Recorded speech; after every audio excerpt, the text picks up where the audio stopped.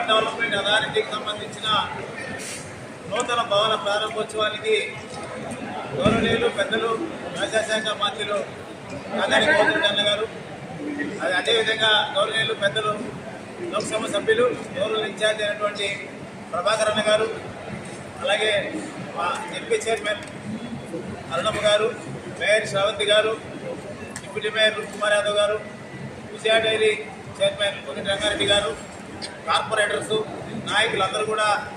ఈరోజు ఈ కార్యక్రమానికి రావడం చాలా సంతోషం. ఏదైతే రుణాలకు సంబంధించి ఇదొక చరిత్ర, ఏదైతే మాటల ప్రభుత్వం కాదు చేతల ప్రభుత్వం అని